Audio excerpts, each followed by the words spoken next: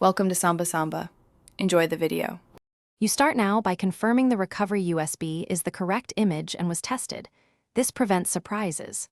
Once done, restart and enter BIOS/UEFI, usually F2 or Dell.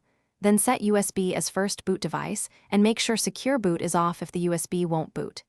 You need your Microsoft account credentials, any product key, and a current backup. These let you repair without losing access or activation. Proceed to save BIOS settings and boot from the recovery media immediately. Once the recovery environment loads, choose Troubleshoot, then Advanced Options, so you can pick the correct repair path. Use Startup Repair first to fix boot issues automatically. If that fails, try System Restore to revert settings or use Command Prompt for SFC and DISM scans, which repair system files. This matters because corrupted files often block boot.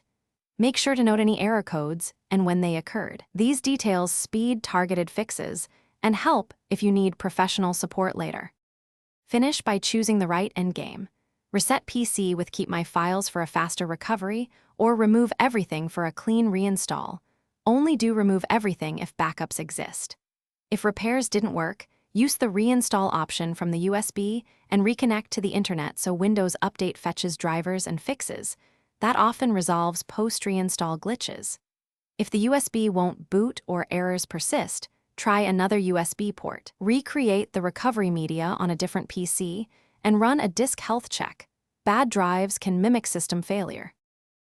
Thanks for watching. Consider subscribing if we helped you.